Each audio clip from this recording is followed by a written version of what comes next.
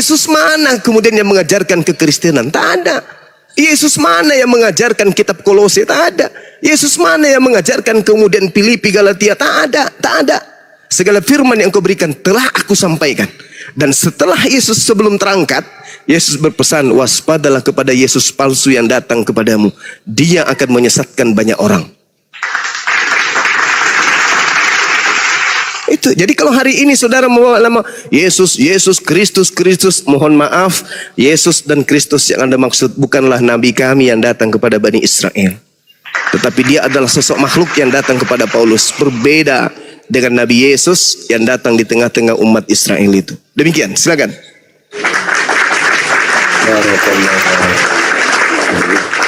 Jelas gamblang itu Bro Adi ya. Silakan Bro ditanggapi Bro. Teman-teman sambil di tap-tap saudaraku ya biar kuat komanya. Tap-tap layar Ikhwan Fillah Barakallah. Lanjut Bro Adi.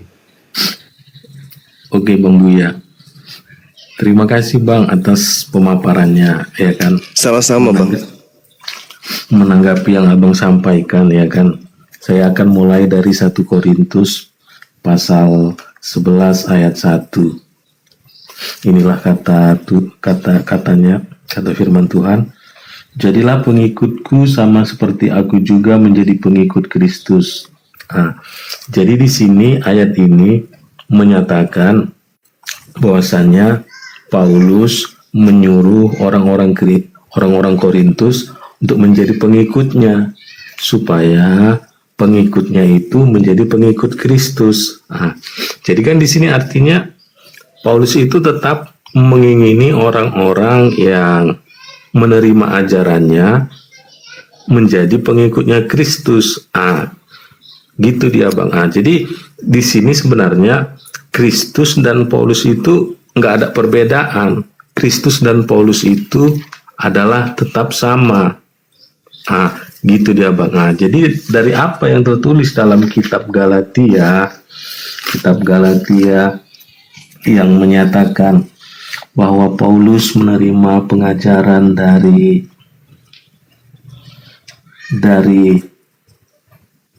Allah sendiri. Jadi di sini memang Paulus memang di kekristenan kan ada namanya Roh Kudus, ada namanya pewahyuan, ya kan? Jadi di sini kami umat Kristen memahami ini, Paulus itu menerima hal-hal yang adikodrati gitu, artinya hal-hal yang tidak bisa terjangkau oleh akal pikiran manusia. Ya mungkin dia saat tidur di jamah Tuhan, jadi Tuhan menyampaikan beberapa ayat atau kebenaran-kebenaran Tuhan kepadanya sehingga itu juga harus disampaikan kepada orang-orang yang ia kunjungi, baik di Korintus, baik di Kolose, baik di Filipi, baik di Efesus maupun di Galatia. Hal itu kan bisa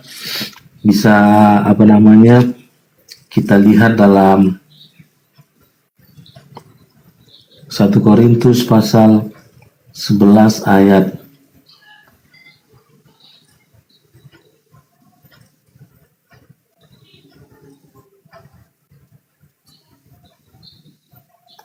1 Korintus pasal 11 ayat yang ke 1. Bukan Bang, sebentar ya. Peros, bantulah Peros ini, saudaramu. Peros diam saja kau. 1 Korintus pasal 11 ayat yang ke-23. Ini dia. Sebab apa yang telah kuteruskan kepadamu, aku telah menerimanya dari Tuhan, yaitu bahwa Tuhan Yesus pada malam waktu ia diserahkan mengambil roti, dan sudah itu ia mengucap syukur atasnya. Ia memecah-mecahkannya dan berkata, inilah tubuhku yang diserahkan bagi kamu, perbuatlah ini menjadi peringatan akan aku. Inilah suatu bentuk di mana bahwa Paulus itu menerima seperti pewahyuan dari Allah ataupun dari Tuhan Yesus kepada dirinya yang diajarkannya kepada jemaat-jemaat baik yang ada di Korintus baik yang ada di Filipi, baik yang ada di Efesus, dan kota-kota yang dikunjunginya untuk menyatakan kebenaran-kebenaran yang dia terima dari Tuhan Yesus ataupun dari Allah. Nah, gitu dia Bang. Nah, jadi apa yang ditulis dalam Kolose pasal 2 ayat yang ke-16 ini, ya kan, yang dituliskan demikian, karena itu janganlah kamu biarkan orang-orang menghukum kamu mengenai makanan dan minuman, atau mengenai hari raya, bulan baru, ataupun hari Sabat. Semuanya ini hanyalah bayangan dari apa yang harus datang, sedangkan wujudnya ialah Kristus. Nah, di dalam kota Kolose ini kan sebenarnya banyak banyak penduduk saat itu, ya kan. Jadi dari penduduk yang ada di situ, beberapa orang telah menjadi orang-orang yang percaya Yesus. Namun pengaruh-pengaruh orang yang tidak percaya kepada Yesus, yang percaya hukum Taurat, ya kan, mempengaruhi mereka. Jangan tidur dengerin. Iya, kenapa Bunda? Jangan sampai ada yang tidur denger dongeng. Aku bilang jangan tidur denger dongeng. Enggak, ini enggak dongeng. Ya. Lanjut Bro Ade, dipersingkat ya poinnya. Lanjut biar enak ditanggapi sama Gurunda. Silakan Bro, silakan lanjut. Nah, jadi dari apa yang tertulis dalam kitab Kolose pasal 2 ayat yang ke-16 sampai 17 itu menceritakan bahwasannya saat itu orang-orang yang percaya kepada Yesus dipengaruhi orang-orang yang nggak percaya kepada Yesus tetapi percaya kepada hukum Taurat yang menyatakan kamu nggak boleh makan babi, nanti kamu nggak masuk surga karena beginilah perintah Musa, begitulah perintah Musa kepada kita pada zaman yang telah lalu, kira-kira gitu ya kan. Nah, jadi orang-orang yang percaya kepada Yesus ini terpengaruh oleh perkataan-perkataan orang-orang yang percaya kepada hukum Musa itu. Jadi Paulus mengingatkan orang-orang yang percaya kepada Yesus ini yang telah terpengaruh dengan perkataan orang-orang itu. Jangan kamu terpengaruh, sebab di dalam Yesus tidak seperti itu. Di dalam Yesus itu tidak diperlukan lagi. Yang diperlukan di dalam Yesus adalah hatimu bersih, hatimu benar, dan apa yang keluar dari mulutmu, kalau itu benar, kamu tetap benar. Tapi kalau apa yang ada dalam hatimu keluar seperti yang jahat, seperti yang jelek, baik itu wujudnya caci maki, kata-kata kotor terhadap sesama, itulah yang menajiskan kamu. Tapi kalau kamu makan babi, minum seloki anggur, itu kamu nggak berdosa. Kira-kira gitu dia, Bang. Badi, Ya. bisa dipersingkat ya. Udah. Dipersingkat ya. Ya, udah. Oke. Kira-kira Oke, gitu Bang. dia, Bang. Oke, baik. Jadi gini, Yesus itu diberitakan kemudian datang takluk di bawah hukum Taurat. Bahkan Paulus sendiri mengatakan itu. Bahkan di Ibrani Yesus disebut sebagai anak yang soleh. Dan bahkan Yesus sendiri mengaku aku dan Bapa adalah satu. Barang siapa melihat aku, dia melihat Bapa. Kenapa Yesus sampai berani mengatakan seperti itu? Israel, dengarlah ketetapan dan peraturan yang kuajarkan kepadamu untuk kamu lakukan, supaya kamu hidup dan memasuki serta menduduki negeri yang diberikan kepadamu oleh Tuhan Elohim. Janganlah kamu menambahi apa yang kuperintahkan kepadamu, dan janganlah kamu mengulanginya. Dengan demikian kamu berpegang pada perintahku yang kusampaikan kepadamu. Ini ucapan Tuhan kepada Bani Israel termasuk pada Yesus. Matamu sendiri telah melihat apa yang diperbuat Tuhan mengenai Balboe. Sebab Tuhan Elohim telah memunahkan di tengah-tengahmu semua orang yang mengikuti Balpeor. Sedangkan kamu sekalian yang terpaut kepada Tuhan Elohim masih hidup pada hari ini. Ingatlah, aku telah mengajarkan ketetapan. Ingatlah, aku telah mengajarkan peraturan kepadamu. seperti yang diperintahkan kepadaku oleh Tuhan Elohimku, supaya kamu melakukan yang demikian di dalam negeri yang akan kamu masuki untuk didudukinya. Lakukanlah itu dengan setia, sebab itulah yang akan menjadikan kebijaksanaan budi. Ini perintah Tuhan. Sehingga ketika Yesus itu datang, mustahile Yesus melanggar firman Tuhan. Mustahile Yesus mengurangi dan menambahi. Makanya Yesus sangat berhati-hati. Aku tidak berkata-kata dari diriku sendiri. Yohanes 12:49. Yohanes 14 nomor 24. Firman yang keluar dari mulutku bukan dari diriku, tapi dari Dia yang telah mengutus aku. Ini ucapan-ucapan Yesus sendiri. Dan kelakuan-kelakuan Yesus, saudara, ketika Anda melihat Yesus hari ini, sekiranya Dia datang dan mempraktekkan apa yang Yesus lakukan pada zaman Ia datang penginjilan di tengah-tengah Bani Israel, maka Yesus 100% akan nampak seperti seorang Muslim. Kenapa? Yesus bersyahadat, Yohanes 17 nomor 3. Ketika Yesus bersyahadat, mendudukkan satu-satunya Tuhan yang benar adalah yang mengutusnya, maka Yesus nampak sebagai hamba yang soleh. Kemudian, Yesus itu ibadah. Yesus sholat. Matius 4:17, Matius 26:39. Yesus sholat. Semalam-malaman sujud di hadapan Allah. Yesus sunat. Yesus puasa. Matius 6 nomor 16. Yesus mengamalkan ajaran-ajaran soleh. Diterangkan kemudian dalam Matius 5 nomor 39. Jadi Yesus ini ketika Anda lihat, sekiranya Anda hidup sesama dengan Yesus, Dia bukan Kristen. Dia seorang Muslim yang taat. Nah, kenapa bisa ada perubahan? Itu karena Yesus palsu. Coba Anda lihat nih, yang Anda jadikan sebagai takaran. Paulus menulis kapan mulai dia menulis? Paulus menulis di tahun 52. Yesus sudah nggak ada lagi di dunia. Sedangkan data-data yang Anda kumpulkan menjadi sebuah kitab, Markus dituliskan tahun 64, Yesus sudah tak ada. Matius dituliskan tahun 80-an, Yesus sudah tak ada. Di tahun 66 kemudian ada yang beranggapan demikian, Yesus sudah tak ada.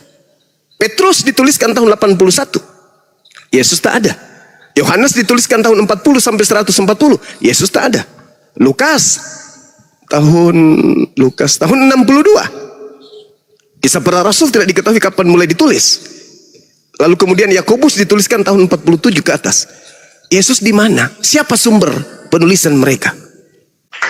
Sedangkan sebelum ini ditulis, menurut pengajaran dan menurut kemudian penelitian penulis Yohanes dari kesaksian, dia mengatakan bahwa segala firman telah aku sampaikan. Berarti Paulus tidak memiliki coupling di sana. Paulus tidak memiliki kelas. Paulus tidak memiliki identitas sebagai siswa dari Yesus. Karena Yesus itu guru. Berarti murid-murid sang pengajar harus ada identitas sebagai mahasiswa atau siswa. Mereka harus punya kartu siswa. Paulus ada nggak? Nggak ada. Tetapi Pauluslah yang merombak semua ajaran Tuhan. Jangan kau tambahi, jangan kau kurangi. Paulus mengatakan, nah, tak ada gunanya, itu sampah. Apakah Anda nggak berpikir sampai di sana? Kenapa Kristen berbeda dengan Yesus? Yesusnya puasa. Yesusnya sunat. Yesusnya sholat. Bahkan beliau bertobat. Yesusnya kemudian mengajarkan amalan soleh. Lalu Kristen? Asalkan percaya Yesus Tuhan, juru selamat, dia diselamatkan. Ini siapa? Sebenarnya ini bisikan siapa yang mengajarkan kayak begitu? Sedangkan Yesus sendiri berpesan di dalam Matius 5 nomor 20. Jika hidup keagamaanmu tidak lebih baik dari hidup keagamaan orang-orang Yahudi ahli Taurat, kamu tidak akan masuk surga. Harus lebih baik. Harus lebih baik. Kalau Yesus sujud tanpa rukun, hanya ada sunnah, maka ketika ia baik itu menjadi rukun, itu menjadi suatu kewajiban. Berarti lebih baik. Kalau orang-orang Yahudi sholat cuma 2 kali, 3 kali dalam sehari semalam, maka untuk lebih baik harus ada ketetapan yang jauh lebih banyak sholatnya daripada ahli Taurat. Kalau mereka tidak ada kemudian pengajaran tentang amal kebajikan, amal soleh, maka ajaran yang lebih baik harus jauh lebih sempurna, lebih komplit daripada hukum Taurat. Sedangkan Kristen apa bisa? Enggak. Kristen justru berbanding terbalik. Jangankan untuk menjadi lebih baik daripada ahli Taurat, untuk menjalankan Taurat saja Kristen sudah tak ada. Nah, ini sisi yang harus Anda pahami. Maka muncul pertanyaan saya, saudara, apakah Yesus menambah dan mengurangi firman Tuhan yang datang kepada Nabi Musa alaihissalam? Sekarang hai orang Israel, dengarkanlah ketetapan, dengarkanlah peraturan yang kuajarkan kepadamu untuk dilakukan supaya kamu hidup. Jangan kau menambahi apa yang kuperintahkan kepadamu, dan jangan pula kau mengurangi. Dengan demikian kamu berpegang pada perintah Tuhan Elohim. Matamu sendiri telah melihat apa yang diperbuat Tuhan. Sebab Tuhan Allah telah memunahkan kemudian dari tengah-tengahmu semua orang yang mengikuti Balpeor.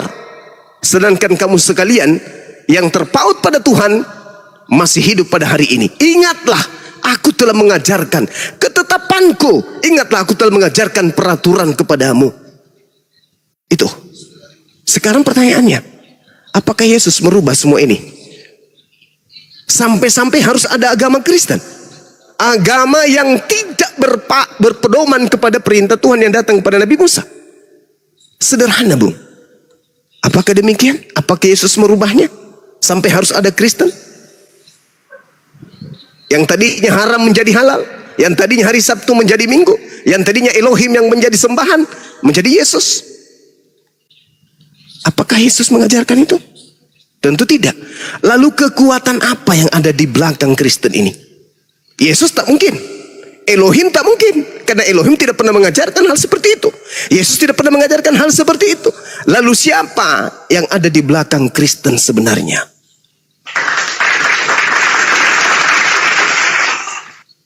Hanya hati nurani dan akal sehat yang mampu menjawab itu. Silakan.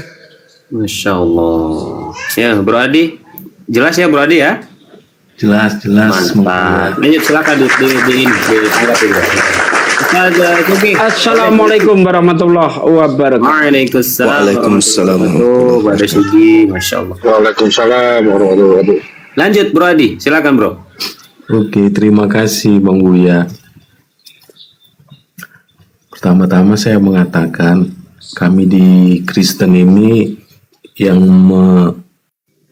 mengakui Kristus Yesus, bahwa kami ini disertai oleh Roh Kudus, disertai oleh Tuhan Yesus, dan disertai oleh Allah Bapa. Nah, jadi kita mulai dari kitab Filipi pasal yang ketiga, tentang apa yang dikatakan Paulus, bahwasanya apa yang dahulu aku anggap satu keuntungan, ku anggap rugi, malah ku anggap sampah. Nah, jadi di sini kan Paulus itu punya latar belakang. Dulu Paulus itu adalah merupakan seorang pengajar kitab Taurat dari suku Yahudi. Nah, jadi sebagai pengajar kitab Taurat itu, dulu dia melakukan beberapa hal yang nggak benar. Contohnya, ketika ada orang yang percaya Yesus, dia langsung membentak-bentaknya, dia langsung mencaci makinya, ataupun dia langsung menganiaya orang-orang tersebut. Nah, jadi hal-hal yang demikianlah sebagai pengikut Yahudi atau pengajar hukum Taurat pada zamannya, itu yang dilakukan Paulus, dan itulah yang dianggap Paulus merupakan sampah. Juga dulu Paulus bangga dia, aku sebagai orang yang bersuku Benyamin, orang Israel, aku ini mempunyai kasta yang tinggi, aku harus dihormati, harus begini, harus begitu. Itu ketika dia mengenal Yesus, hal-hal itu juga dianggapnya sebagai sampah. Jadi itulah yang dianggapnya sampah, bukan ajaran-ajaran Kristus sebenarnya. Jadi terkadang memang dalam memahami Alkitab ini kita harus betul-betul bersandar kepada Roh Kudus, gitu dia Bang. Jadi kalau kita nggak bersandar kepada Roh Kudus, kita ya bisa mempunyai pemahaman sendiri kan, gitu ya kan. seperti orang Kristen sendiri. Kalau kami di Kristen ini kan ada 3 denominasi, ada Kristen Protestan. Di Protestan sendiri ya, di Protestan sendiri kan ada 3 denominasi.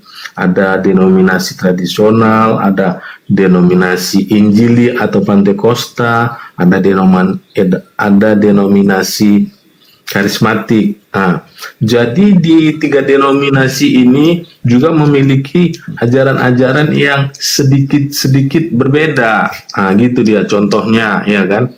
Di denominasi Protestan tradisional itu tentang puasa nggak diajarkan. Nah, sama sekali tidak diajarkan di denominasi Protestan tradisional.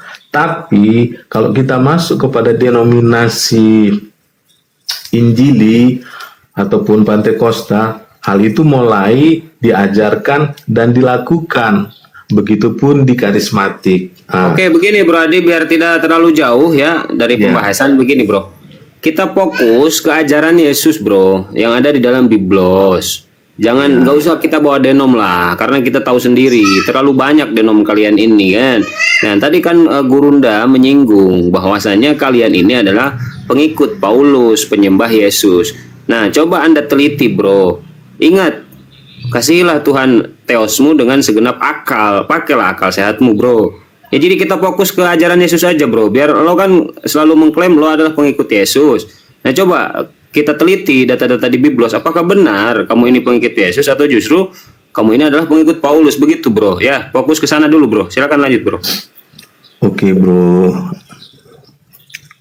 Tadi kan aku udah sampaikan bahwasanya dalam 1 Korintus pasal 11 ayat 1 itu, kalau kita menjadi pengikut Paulus, secara otomatis kita menjadi pengikutnya Kristus, kan gitu dia Bro. Nah, jadi apa yang diajarkan oleh Paulus itu merupakan ajaran-ajaran yang diterima Paulus dari Kristus.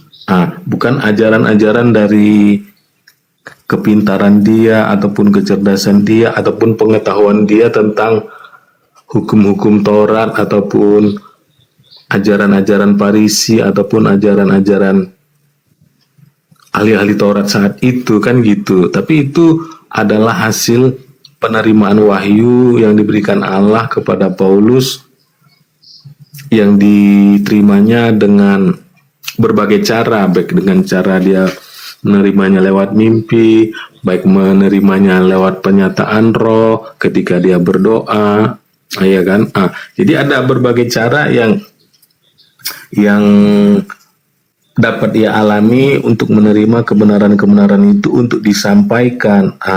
Gitu dia Bro Buya. Siap. Terima kasih Bro Adi ya. Silakan Fadol Gurunda. Iya, baik. Jadi gini saudara, kalau di Islam itu menyikapi apa yang Kristen hari ini lakukan, yang kami jadikan rujukan dan sandaran itu adalah Al-Quranul Karim, yang menerangkan kepada kami umat Islam tentang tipikal orang-orang kafir. A'udzubillahi minasyaitonirrajim. Iyad'una min dunihi illa inatha wa iyad'una illa syaitanan marida. Al-Quran kami menerangkan tentang kalian. Yang kalian sembah selain daripada Tuhannya umat Islam itu tak lain adalah berhala, inasan, iblis. Dan kalian tidak lain hanyalah menyembah iblis yang durhaka. Itu kata Quran saya nih. Saya ulang lagi. Itu kata Al-Quran saya ketika berbicara tentang kalian. Orang-orang kafir yang kalian sembah itu adalah iblis, setan yang durhaka. Mari kita buktikan. Apakah Al-Quran saya itu betul? Anda menyembah iblis? Mari tanya Bible. Hei Paulus, ya paman, apa sih yang kau ajarkan kepada orang-orang Kristen ini? Paulus ternyata mengajarkan agar orang Kristen menjadikan Paulus itu sebagai teladannya. 1 Korintus 11 nomor 1. Jadilah pengikutku, kata Paulus nih. Sama seperti aku menjadi pengikut Kristus. Dia tidak berani mengatakan sama seperti aku ini adalah pengikut Yesus. Dia berkata sama seperti aku ini adalah pengikut Kristus. Sedangkan kalau dia mengatakan sama seperti aku menjadi pengikut Kristus, Yesus yang datang di tengah-tengah Bani Israel tidak pernah mengajarkan dirinya untuk disembah. Tidak pernah mengajarkan dirinya adalah Tuhan yang nuzul menjadi manusia. Dia adalah Tuhan yang turun kemudian membatasi dirinya untuk menjadi manusia. Itu tidak. Mana buktinya? Yohanes 8 nomor 42. Aku datang di atas muka bumi ini bukan atas kehendakku sendiri. Itu Yesus. Itu Yesus. Itu Yesus yang datang sebagai penginjil di tengah-tengah Bani Israel. Nah, mari kita lihat yang dikatakan oleh Al-Quran. Wa iyaduna illa syaitanan marida. Mari kita lihat. Coba Anda baca Kolose 2 nomor 9. Tubuh Yesus kepenuhan Tuhan. Oke? Tubuh Yesus kepenuhan Tuhan. Itu kata Paulus. Lihat di Filipi 2 nomor 6 nomor 7 dan 8. Tuhan turun ke bumi tidak mempertahankan ketuhanannya, melainkan mengosongkan diri. Coba. Lalu mengambil rupa manusia. Lalu sama seperti manusia. Lalu taat seperti manusia. Bahkan taat sampai mati di atas tiang salib. Apakah itu Yesus? Bukan. Itu bukan Yesus itu. Yesusnya menerangkan, aku datang di atas muka bumi ini bukan atas kehendakku sendiri. Sedangkan yang ada di Filipi 2, aku datang mengosongkan diriku untuk menjadi manusia. Dan aku yang mau sendiri. Bahkan aku taat sampai aku mati di atas tiang salib. Itu maunya siapa? Maunya sang manusia yang datang dalam rupa manusia. Bagaimana dengan Yesus anak Maria? Aku datang menjadi manusia bukan atas kehendakku sendiri. Wow, berarti dia hanyalah ciptaan. Berbeda yang datang kepada Paulus. Dia adalah Tuhan. Dia adalah dewa yang datang ke muka bumi, mengambil rupa manusia, tidak mempertahankan kedewaannya, melainkan mengambil daging dan menjadi manusia, sama seperti manusia, bahkan taat sampai mati di atas tiang salib. Mati, bangkit pada hari ketiga untuk menjadi Tuhan bagi orang Kristen. Al-Quran mengatakan, wa iyaduna illa syaitanan marida. Bukan Nabi Isa, bukan Yesus yang Anda sembah. Yang Anda sembah bukan Nabi kami. Iyaduna min dunihi illa inatha. Bahkan Al-Quran menjelaskan dengan sangat jelas, terinci. Apa yang Allah katakan ketika Nabi Muhammad didatangi oleh Roh Kudus. Ini baru konsep yang betul. Apa kata Allah kepada Nabi Muhammad SAW? Suara saya kedengaran? Bagus, guru ndak aman. Masya Allah. A'udzubillahi minasyaitonirrajim. Qul, katakanlah wahai Nabi Muhammad, amanna billah wa ma unzila alaina wa ma unzila ala Ibrahim wa Ismail wa Ishaq wa Yaqub wal asbati wa ma utiya Musa wa Isa wan nabiyyuna min rabbihim la nufarriqu baina ahadin minhum wa nahnu lahu muslimun. Itu Nabi Muhammad, Bung. Katakan kepada manusia, wahai Nabiku Muhammad, kami beriman kepada Allah dan kami beriman kepada apa yang diwahyukan kepada kami dan apa yang diwahyukan kepada Nabi Ibrahim, Ismail, Ishak, Yakub, anak-anaknya, cucu-cucunya, dan apa yang diberikan kepada Nabi Musa dan Nabi Isa. Itu nabiku, bro. Nabi Muhammad beriman kepada apa yang diturunkan oleh Allah kepada nabi-nabi sebelumnya. Paulus, apakah demikian? Tadinya iya. Ketika dia menjadi murid Gamaliel, betul. Dia adalah orang yang taat kepada hukum Taurat. Tetapi setelah datang makhluk mengaku Yesus kepada dia, seketika dia menganggap hukum Tuhan yang datang kepada Nabi Musa sebagai tinja, skubalon dalam bahasa Yunani. Dianggapnya hukum Tuhan itu yang membawa Bani Israel hidup, justru dianggapnya itu adalah sebagai kotoran, tinja, sampah. Ini sebenarnya di belakang Paulus ini siapa? Yang di belakang Paulus ini siapa sebenarnya? Ingat, Bung, ketika iblis mencoba Yesus, apa kata iblis? Kepadaku telah diberi kuasa dan aku berhak untuk memberikan kepada siapapun yang aku kehendaki. Lukas 4. Apakah iblis berhasil mencoba Yesus? Tidak. Data 13-nya dikatakan iblis mundur dari Yesus, gagal dia mencoba Yesus. Lalu iblis menunggu waktu yang tepat. Mana waktu yang tepat itu? Pada saat utusan Tuhan tak ada lagi di bumi, terangkat ke langit. Di mana tertulis pengakuan Yesus? Apa kata Yesus? Yohanes 14 nomor 30. Tidak lama lagi aku berkata-kata kepadamu, sebab penguasa dunia telah datang dan iblis tidak berkuasa sedikit pun atas diriku. Siapa penguasa dunia? Siapa penguasa dunia kata Yesus? Iblis. Ketika Yesus terangkat, penguasa dunia datang kepada Paulus. Apa yang dikatakan kemudian penguasa dunia? Itu yang kamu bacakan tadi, saudara. Jadilah teladanku, sebagaimana juga aku ini adalah teladan Kristus. Maksudnya, Paulus melakukan apa yang diperintahkan oleh Kristus yang datang kepada dia. Kristus yang manakah itu? Kata Yesus, waspadalah kepada penyesat yang datang kepadamu dengan memakai namaku dan berkata, akulah Kristus. Hayo, hayo. Dia akan menyesatkan banyak orang. Sekarang Kristus itu datang kepada siapa? Kepada Paulus. Mana banyak orang yang disesatkan itu? Kristen. Salah data saya? Gak mungkin. Tidak mungkin. Karena Yesusnya ibadah pengikutnya hari Sabat. Yesusnya pengikutnya mentaati hukum Taurat. Sedangkan Kristus yang datang kepada Paulus, pengikutnya menghilangkan itu semuanya. Subhanallah, syukran. Jadi kayak mana? Yang mana yang harus kami ikut? Yang mana yang harus kita percayai? Yesus yang mengatakan waspadalah kepada penyesat yang datang mengaku nama Yesus dan berkata akulah Kristus dan menyesatkan banyak orang, atau percaya kepada Yesus yang berkata aku diutus hanya kepada domba yang hilang dari umat Israel. Mana yang harus kita percaya? Yesus kah atau Paulus? Saya kira begitu, saudara.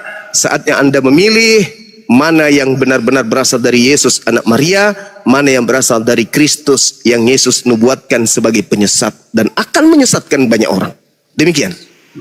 Silakan. Masya Allah, Gurunda, luar biasa. Silakan Bro Adi. Apakah Anda masih ingin tetap menjadi pengikut Paulus? Ayo bantah terus Bibelmu, Adi. Assalamualaikum warahmatullahi wabarakatuh. Waalaikumsalam warahmatullahi wabarakatuh. Pak Kaisar, silakan Bro Adi, silakan. Waalaikumsalam warahmatullahi wabarakatuh. Terima kasih Bang Buya, terima kasih Bang Yuma. Mau dibantah lagi biblosnya Bro, silakan Bro. Iya, gini ya kan. Pertama-tama banyak juga ini penonton Bang Buya ini akan 2,1K katanya ya kan. Mantap, iya, dan ingat bro, kami di sini buka koma untuk membantu program pemerintah yaitu mencerdaskan anak bangsa. Ya, coba pakai akal sehatmu Bro, silakan ditanggapi Bro. Oke Bro Buya. Gini sebenarnya kan, kalau kita baca tentang Paulus di kitab Kisah Para Rasul, sebenarnya udah jelas yang mendatangi Paulus itu adalah Tuhan. Tuhan yang di sini yang dimaksud adalah Tuhan Yesus. Kan gitu dia kan. Kenapa saya bilang Tuhan Yesus? Karena ada dalam ayat yang selanjutnya, ya kan, ayat yang ke-15 dikatakan, tetapi firman Tuhan, ayat yang ke-13, jawab Ananias, Tuhan, dari banyak orang telah kudengar tentang orang ini, betapa banyaknya kejahatan yang dilakukannya terhadap orang-orang kudus-Mu di Yerusalem. Dan ia datang kemari dengan kuasa penuh dari imam-imam kepala untuk menangkap semua orang yang memanggil nama-Mu. Firman Tuhan. Tetapi firman Tuhan kepadanya, pergilah, sebab orang ini adalah alat pilihanku untuk memberitakan namaku kepada bangsa-bangsa lain serta raja-raja dan orang-orang Israel. Jadi dari ayat-ayat yang ada ini, iya kan, saya sebagai umat Kristen sangat meyakini, iya kan, bahwasannya apa yang ada di belakang Paulus, apa yang ada di dalam Paulus itu adalah Roh Kudus, Roh Kristus, dan apa yang diterimanya sebagai pengajaran itu berasal dari Allah Bapa, dari Roh Kudus, dan dari Tuhan Yesus sendiri. Aduh, Gurunda kacau Gurunda ini, doktrinnya sudah kental kali ini, bahaya ini. Ya, lanjut. Jadi gitu dia, Bang Buya, Bang Bima. Jadi mengenai penyesat itu, ya kan? Ya memang di dunia ini kan, ya kalau kita bilang ya kan, ada penyesat-penyesat, contohnya ya kan, ada apa namanya orang yang nggak percaya Tuhan atau ateis kan gitu kan. Jadi kan salah satu dari wujud penyesat ini kan adalah itu ateis, orang yang nggak percaya Tuhan, tapi mereka percaya kepada di pohon besar itu ada suatu sosok yang patut kita Aduh, Bro sembah. Adi, jangan ke ateis, ini lo sendiri Kristen masih ngawur. Enggak, ini contoh dari penyesat loh Bang. Oh ya, lanjut. Ya kan gitu contoh, ya kan karena Bang Juma tadi kan menyinggung tentang penyesat. Jadi saya coba memaparkan apa yang saya ketahui tentang penyesat salah satunya, kan gitu untuk supaya mudah kita pahami, gitu kan dia. Jadi itulah dalam kami di Kristen ini salah satunya penyesat itu adalah ateis. Ateis itu adalah orang-orang yang mempercayai misalnya dalam pohon besar seperti entah apapun itu nama pohonnya, pokoknya besar pohonnya. Mungkin seperti pohon beringin, ya kan besar pohonnya ya kan. Di situ dianggap ada sebuah sosok atau makhluk astral yang menguasai pohon itu, dan kalau kita menyembah kepada pohon itu nanti makhluk astral itu akan memberi kita kekuatan ataupun rezeki ataupun energi positif yang lainnya supaya kita dilindungi, supaya kita diberkahi kalau misalnya membajak sawah. Astagfirullah Bro Adi, ini narasinya makin kesana makin kesono, ini kagak nyambung Bro. Ini kan contohnya. Itu juga bukan ateis. Itu bukan ateis. Bukan ateis itu. Yang percaya dengan pohon-pohon itu bukan ateis. Coba apa namanya? Itu dia, Animisme. paparkan saja kekristenan ya. Dinamisme, ya. Itu aliran kepercayaan. Kalau Kejawen itu namanya kejawen. aliran kepercayaan itu masih memiliki agama, masih memiliki kepercayaan, bukan ateis. Kalau ateis tidak memiliki kepercayaan apa-apa. Beda Tapi juga. kan dia menyembah juga. Menyembah sesuatu betul. yang Ateis tidak menyembah apa-apa. Coba sedikit ya. Boleh enggak saya ikut ngomong? Lanjut, Pak Oke, Des. jadi gini, kalau memang Paulus ini adalah Rasul yang diutus Tuhan, mungkinkah iblis itu memproklamirkan inilah orang-orang utusan hamba Allah yang maha tinggi? Kalau memang Paulus itu benar-benar Rasul Tuhan lalu iblis memproklamirkan seperti itu, maka gagallah rencana iblis untuk menyesatkan manusia.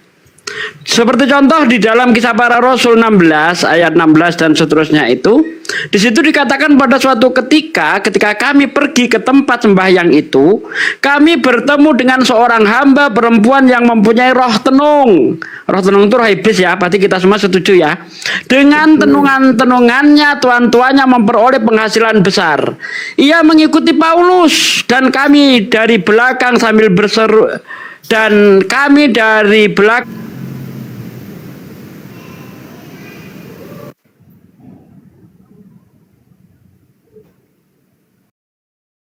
matan. Hal itu dilakukannya beberapa hari lamanya, tetapi ketika Paulus tidak tahan lagi akan gangguan itu, ia berpaling dan berkata kepada roh itu, demi nama Yesus Kristus, aku menyuruh engkau keluar dari perempuan ini. Seketika itu juga keluarlah roh itu. Nah, aneh kan? Masa ada utusan Tuhan tapi yang memproklamirkan iblis? Ini nggak matching, bos. Aneh Pak De. Aduh, Aneh ini. Apakah iblis menghendaki semua manusia itu benar atau iblis menghendaki manusia itu sesat? Kalau iblis menghendaki manusia sesat, ya tidak mungkin akan memproklamirkan Paulus sementara Paulus adalah utusan Tuhan. Tetapi karena Paulus ini bukan utusan Tuhan, maka wajarlah iblis memproklamirkan seperti itu supaya orang percaya dengan dia. Ingat, iblis adalah bapa segala dusta, pembunuh manusia sejak semula. Ini jelas sekali bahwa Paulus adalah penyesat dan pendukungnya adalah iblis. Lanjut lagi Juma. Masya Allah, Barakallah Pak De. Ya begitu ya pasienku Bro Adi. Cobalah Anda pakai akal sehat Anda saya ya. bisa membantah sebentar ya apa yang Oke, boleh. dikatakan. Tapi sebelumnya bro, izin sebentar. Iwan Pilah, saya terpental. Di bawah banyak tentara Romawi sambil di tap. Ayo teman-teman, yuk tap layar teman-teman. Tap. Aten di bawah bantu tap. Biar hidup kalian agak ada gunanya. Silakan tap Aten. Silakan bro.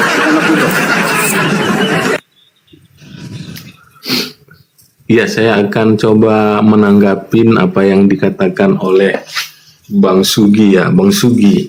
Gini Bang Sugi, di dalam Alkitab kan juga ada dituliskan bahwa iblis sanggup menyamar menjadi malaikat terang, iya kan? Itu pertama. Yang selanjutnya kita masuk kepada Kisah Para Rasul ini kan, Kisah Para Rasul pasal 16. Jadi di sini iya kan, Paulus ini melakukan perjalanan pelayanannya ke suatu kota ataupun ke suatu desa yang namanya Filipi. Jadi ketika melakukan pelayanan ke daerah ini, dia menjumpai sosok perempuan yang bernama Lydia. Sosok perempuan ini ketika dia jumpai, ketika dia ceramahi, ketika dia ajari tentang tentang Kristus, perempuan ini langsung percaya. Karena perempuan ini langsung percaya, mungkin beberapa penduduk di kota itu juga ikut-ikutan percaya. Tapi di kota itu juga ada seorang dukun lah, kita bilang kan, ahli tenung, ya kan? Kalau di Indonesia kan ahli tenung kita nggak mengerti gitu kan. Kita anggaplah dukun, ya kan, ataupun paranormal. Jadi Lydia ini rah tenung bukan? Lydia ini memiliki rah tenung bukan? Lydia bukan. Bukan. Oke, lanjut. Kirain yang memiliki rah tenung. Bukan. Lanjut. Jadi di daerah Filipi itu kan ada seseorang yang memiliki roh tenung. Kita bilang tadi, aku bilang tadi kan dukun atau paranormal. Dukun ini udah merasa terganggu karena ada ya mungkin salah satu atau beberapa pengikutnya nggak lagi ngikut dia gitu kan. Jadi dia datangi Paulus, ditrennya lah pakai ilmunya. Pertama pakai ilmu setan kober, ya kan? Kalau ilmu setan kober kan, kalau dikirim ke orang bisa muntah darah, ya kan? Kali bro. Enggak loh, kita intinya saja gini loh. Kira-kira kalau roh tenung itu membenci Paulus, ya karena pengikutnya sudah banyak yang percaya gitu. Kira-kira dia justru menjelek-jelekkan Paulus atau justru memproklamirkan Paulus bahwa dia adalah Rasul Tuhan? Enggak, kan gini. Loh, kan enggak katanya. Dengar dulu kan. Gini lagi, pada Sugi gini lagi, lanjut. Lanjutlah. Kan gini ceritanya, ya kan. Sampai mana tadi saya lupa. Jadi kan gini ceritanya. Jadi dukun ini kan merasa dirinya emosi gitu kan. Karena emosi kan dia punya ilmu, ya kan. Dia punya ilmu ya, contoh ilmunya itu yang ada padanya.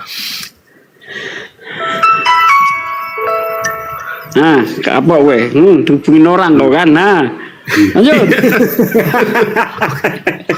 Oke, saya lanjutkan 5 menit lagi lah.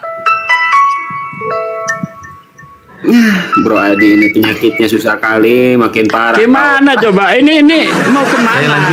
Saya lanjutkan 1-2 menit mau lagi. Kemana?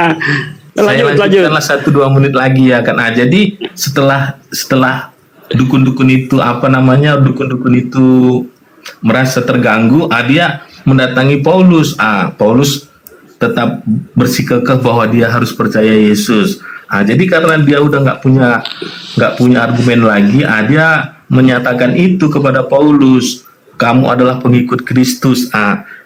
Dia adalah pengikut Kristus yang harus kita ikuti. Gitu dia Bang Sugi intinya. Jadi saya permisi dulu lah ya. Iya bro, kuatkan ya, tetaplah Anda menjadi pengikut Paulus, bantah terus biblosmu bro. Ya. Puji Tuhan. Tuhan memberkati kita semua dalam kebaikan. Amin. Oke, lanjut, yuk. Ya, Tuhan Yesus betul. Tuhan Yesus memberkati. Orang kesel, orang benci, malah memproklamirkan. Ini gimana ceritanya gitu loh. Ya mungkin lagi Juma dulu sama Gurunda ya, sebelum nanti ada pasien berikutnya yang naik. Baik. Silakan Gurunda Fatul. Masya Allah. Jadi kita lihat ya sahabat-sahabat sekalian, di dalam Al-Qur'anul Karim ketika Nabi Muhammad SAW itu kemudian diolok-olok, dihinakan oleh kaumnya, dianggap gila beliau, Allah Subhanahu wa taala menjelaskan kemudian, a'udzubillahi minasyaitonirrajim, wa ma ya'tihim mir rasulin illa kanu bihi yastahzi'un. Setiap kali seorang rasul datang kepada mereka, mereka selalu memperolok-olok rasul tersebut. Dan Allah menjelaskan di Al-Quran surah Al-Hijr, surah yang sama di ayat 39, qala rabbi bima aqwaitani la usayyinanna lahum fil ard wa la ugwiyannahum ajma'in.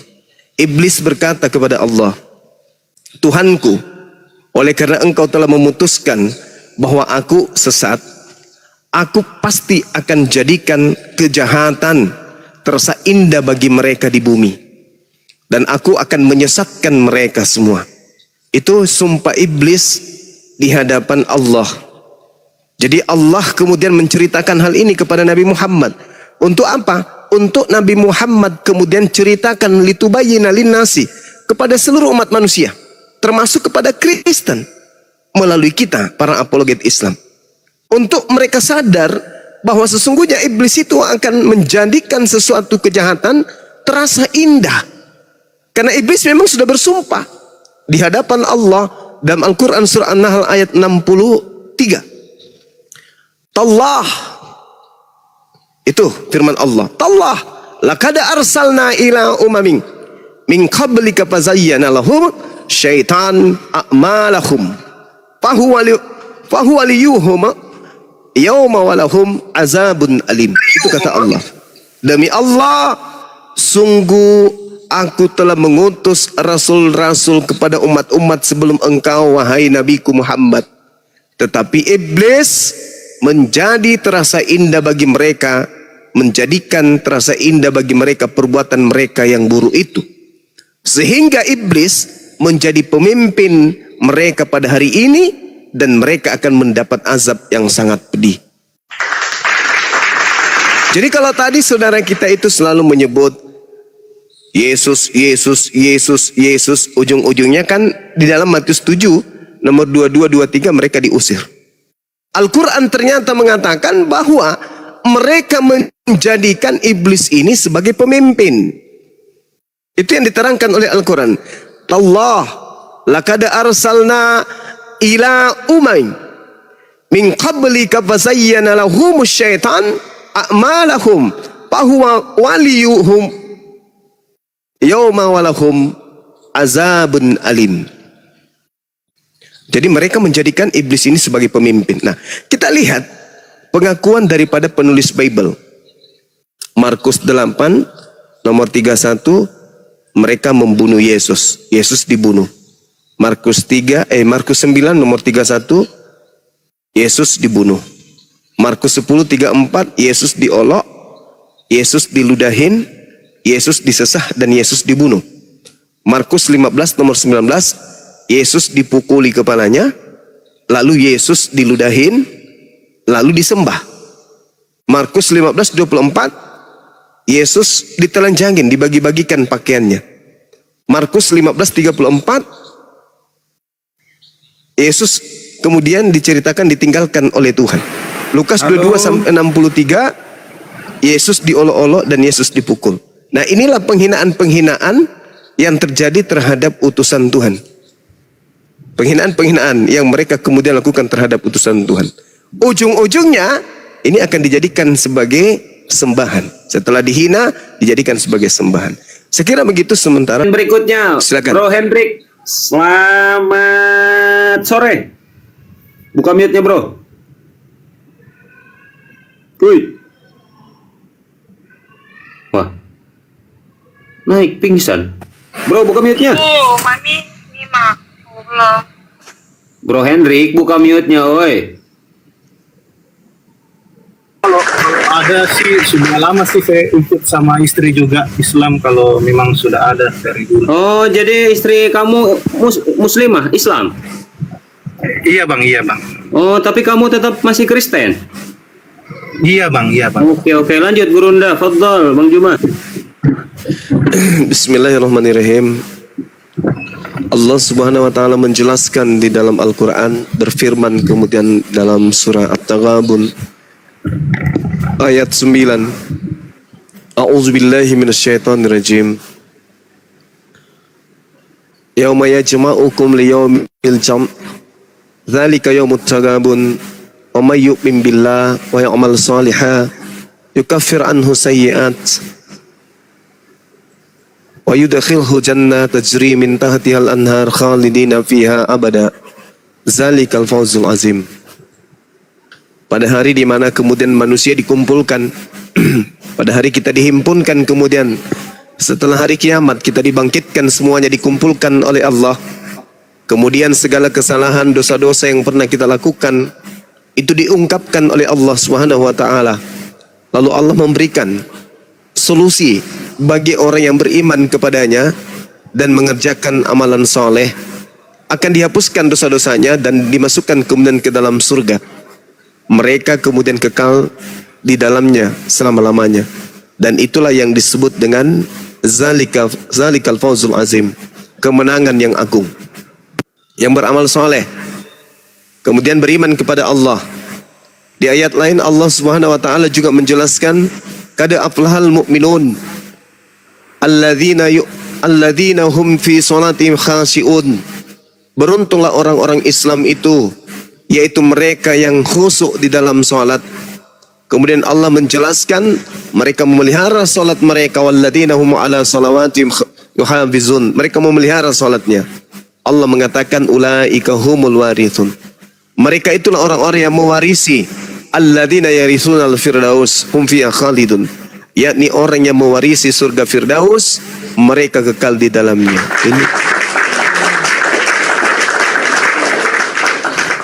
itu di Islam. Nah, kalau Anda kemudian memiliki istri, Al-Quran menjelaskan bagi kami umat Islam dalam surah Ar-Ra'd ayat 23, Allah Subhanahu wa taala menjelaskan, ini kok noise ya? Kok bisa ya? Gurunda noise. Saya ya? Kok bisa? Iya. Masih?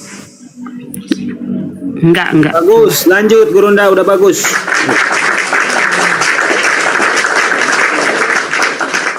Iya.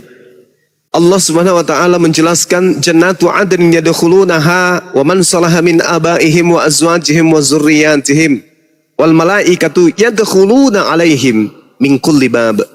Surga Aden, umat Islam masuk ke dalamnya bersama dengan orang saleh dari nenek moyang mereka, istri mereka, suami mereka, anak-anak mereka, cucu-cucu mereka. Sedang malaikat kemudian masuk ke tempat-tempat mereka dari pintu yang ada. Ini jelas. Jadi kalau di Islam itu suaminya Islam, istrinya Islam, anak-anaknya kemudian akan masuk bersama-sama di dalam surga. Mereka membentuk rumah tangga kembali dalam kehidupan yang kekal. Itulah di Islam. Nah, kalau yang saya tahu di Kristen, yang menyembah Yesus, memanggil Yesus Tuhan, bermujizat pakai nama Yesus, mengusir setan pakai nama Yesus, justru diusir ke neraka. Tertulis dalam Matius 7 nomor 22 sampai 23. Nah, ini yang perlu saudara Kristen pahami. Saya kalau jadi Kristen membaca dalil itu ngeri. Artinya Yesus tidak suka orang itu menyembah dirinya. Karena memang yang disembah oleh Kristen ini bukanlah Yesus anak Maria, tetapi Yesus yang Kristus, yang Yesus sendiri sudah nubuatkan, waspadalah kepada Yesus palsu yang datang kepadamu menyesatkan banyak orang. Matius 24 nomor 4 nomor 5. Jadi cuma maaf, saya potong Bang. Iya, silakan. Bang Suma, berarti dalam Islam itu sendiri di Al-Quran kan berarti sudah bilang bahwa Isa itu berarti naik ke surga ya, naik ke atas langit. Kenapa? Isa atau Yesus dalam Alkitab kita itu betul naik ke, betul juga diceritakan bahwa naik ke langit ya. Iya, betul. Yang naik ke langit itu adalah Nabi Isa alaihissalam. Ya, ini makanya saya bilang banyak polemik bahwa kan kita juga dari ini pemahaman Kristen ya Bang, bahwa Yesus itu yang naik ke langit juga sama naik ke surga dalam artian kita di Alkitab. Tapi ini kenapa sih banyak teman-teman dari Muslim yang sering mengata-ngatain atau berhujat-hujat mengata-ngatain Yesus atau apa? Padahal dalam Al-Quran kan mengajarkan juga dalam Al-Quran kan Nabi Isa memang orang yang suci juga kan Bang? Iya, masalahnya bukan di situ, bukan itu poinnya. Kalau di dalam pemahaman naiknya seorang nabi ke langit yang diutus kemudian kepada Bani Israel mengajarkan Injil, itu hanya ada satu oknum, kami menyebutnya Isa. Dan oknum ini tidak tersentuh sedikit pun dengan kejahatan, dengan kejahilan oleh orang-orang Yahudi, orang-orang Romawi, enggak. Tetapi yang disentuh, ditelanjangin, ditampar, kemudian itu adalah orang yang bukan kemudian utusan Tuhan, tetapi pengganti dari Nabi Isa alaihissalam. Nah itulah yang kemudian pengganti ini, setelah kemudian Nabi Isa terangkat ke langit, yang dijadikan sebagai sembahan oleh orang Kristen dengan mengatasnamakan Yesus, padahal sebenarnya bukan Yesus. Nah itu yang perlu dipahami saudara. Kristen itu muncul belakangan. Jadi Kristen muncul belakangan, tragedi penyaliban lebih dulu, baru kemudian ada Kristen. Nah tragedi penyaliban itu benar-benar terjadi. Islam mengatakan penyaliban terjadi, Yahudi mengatakan terjadi. Nah yang disalib oleh mereka menurut mereka adalah orang yang mengaku dirinya sebagai Mesias, yang datang di tengah-tengah mereka mengaku sebagai Nabi, sebagai Rasul, lalu ditolak, bahkan berujung kepada upaya untuk membunuh Mesias tersebut. Nah, Tuhan yang mengutusnya menyelamatkan Mesias ini, terangkat dia ke langit. Lalu yang disalib itu adalah orang yang menggantikan. Tutup cerita, tutup buku. Seibarat filmnya udah tamat. Tetapi ternyata ada episode 2 yang dibuat oleh sutradara baru, bukan sutradara yang pertama. Sutradaranya mengolah data yang ada pada kejadian tersebut di TKP dengan mengambil cerita-cerita dari kesaksian-kesaksian orang, lalu menjadikan cerita yang berbeda dengan pola yang terjadi. Yang terjadi adalah Nabi Isa diselamatkan, yang disalib kemudian adalah penggantinya. Yang diceritakan pada episode kedua adalah sutradara menceritakan bahwa yang disalib itu adalah orang itu sendiri, lalu setelah dikubur hari ketiga terangkat ke langit. Padahal itu cerita yang dibuat-buat. Cerita yang sebenarnya adalah Nabi Isa ketika diupayakan untuk dibunuh, Tuhan mengangkatnya ke langit. Yang dibunuh adalah orang yang diserupakan dengan dirinya. Itu. Ini kalau sejarah yang seperti abang cerita ini ada ditulis di Al-Quran ya bang? Di Al-Quran ada, di Bible pun ada. Ya, soalnya kalau di Bible kan ceritanya sudah sesuai dengan Alkitab itu kan dia mati lalu hidup dan naik ke surga, bang. Oh enggak, saudara. Itu Anda terima bulat-bulat itu doktrin dan dogma itu. Padahal kalau Anda melihat, apakah ada memang salah mengartikan dari LAI atau dari bahasa Ibrani atau bahasa Yunani atau bagaimana ya bang? Bukan. Memang ada upaya di Kristen itu untuk kemudian mengabarkan berita bahwa yang dibunuh itu adalah Mesias. Memang ada upaya itu. Jadi berita itu ditelan bulat-bulat kemudian oleh saudara Kristen. Padahal Tuhan masih menitipkan kebenaran. Makanya Al-Quran mengatakan wa makaru wa makarallahu wallahu khairul makirin. Mereka orang-orang ini membuat makar, membuat tipu daya, tipu muslihat. Kesaksian-kesaksian palsu mereka buat untuk membunuh Nabi Isa alaihissalam. Tapi Allah membalas kejahatan mereka. Nah, dengan kejahatan yang mereka buat, kejahatan itu juga yang menorehkan bahwa ternyata yang disalib itu adalah bukan Yesus. Siapa berkata bahwa yang disalib itu bukan Yesus? Yesus sendiri. Di mana Yesus mengatakan itu? Lukas 24 nomor 44. Apa kata Yesus? Anak manusia memang harus pergi sesuai dengan apa yang tertulis tentang dirinya di dalam Taurat, di dalam kitab Nabi-Nabi dan kitab Mazmur. Tuh Yesus yang berkata tuh, aku memang harus pergi sesuai dengan apa yang tertulis tentang aku. Di dalam kitab Taurat. Nah sekarang mari kita cari. Di mana di dalam kitab Taurat tertulis tentang Nabi Isa alaihissalam atau tentang Yesus? Tentang kepergiannya meninggalkan dunia ini. Ya, ternyata tertulis di dalam Keluaran 23 nomor 7 nomor 8, jangan kau hambur-hamburkan kebohongan. Orang yang tidak bersalah tidak boleh kau bunuh. Orang yang benar jangan kau bunuh. Sebab aku Tuhan tidak akan membenarkan orang yang bersalah. Artinya apa? Artinya apa?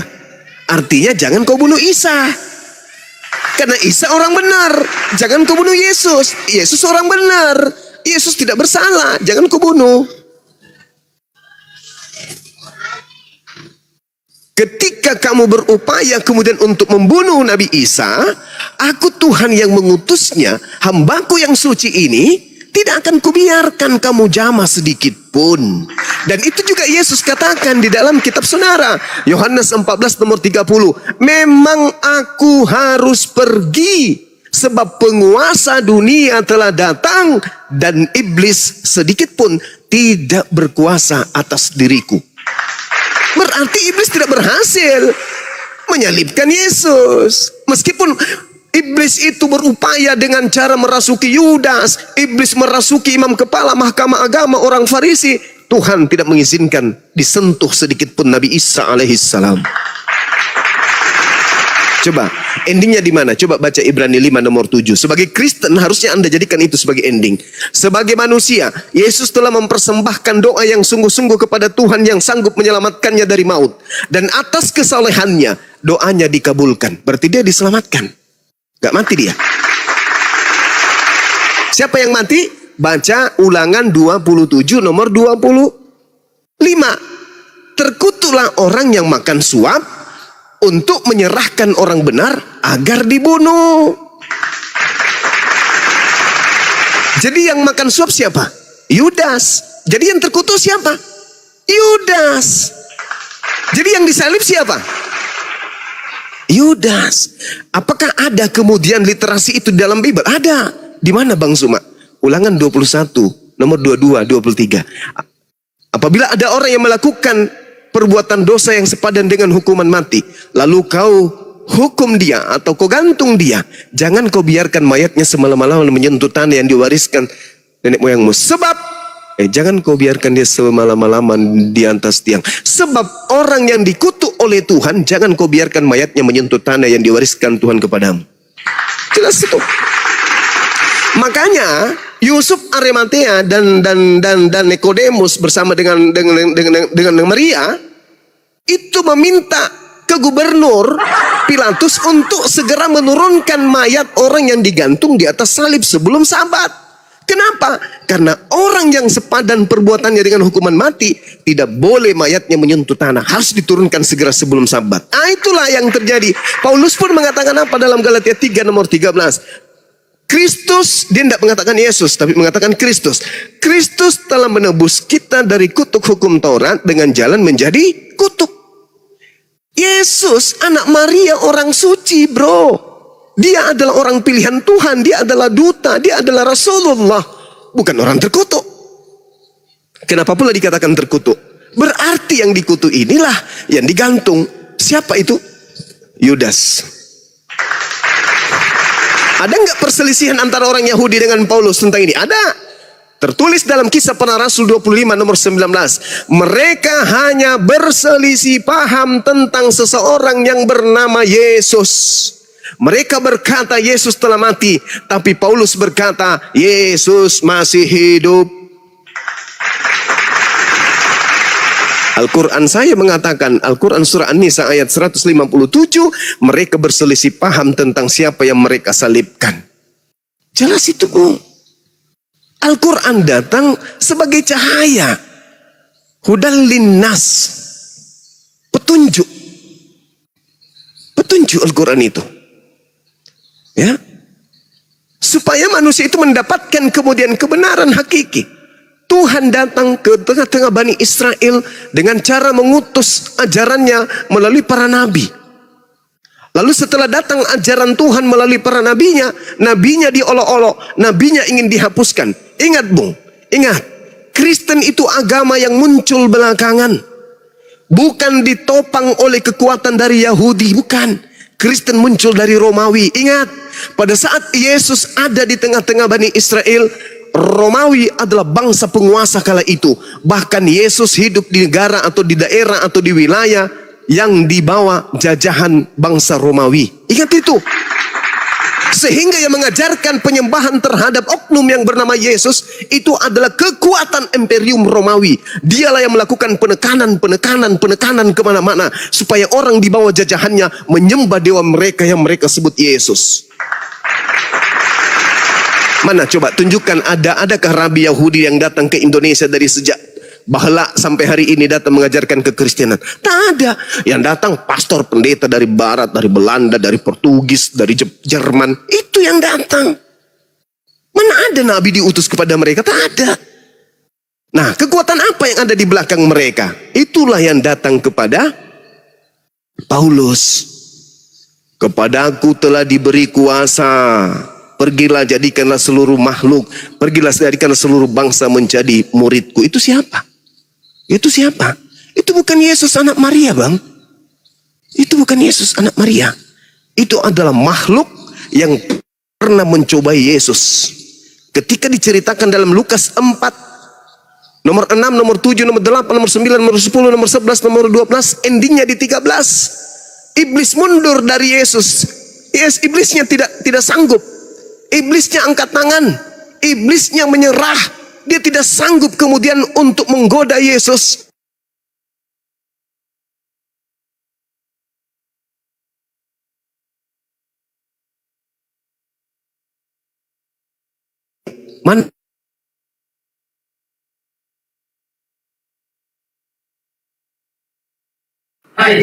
Iya bang.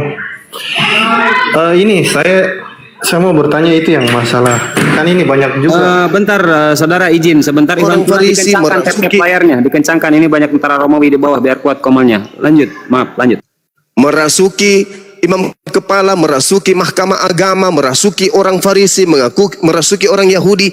Iblisnya bekerja di situ, beraksyat dan siang dan malam. Sehingga Yesus memberikan sinyal kepada orang yang berfikir nih di dalam Bible.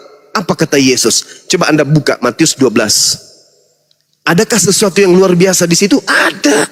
Apa sesuatu yang luar biasa itu? Baca. Ketika orang Yahudi, orang Farisi, orang Saduki datang kepada Yesus, lalu kemudian mereka bertanya, "Guru, ya paman, berilah tanda kepada kami." Apa kata Yesus?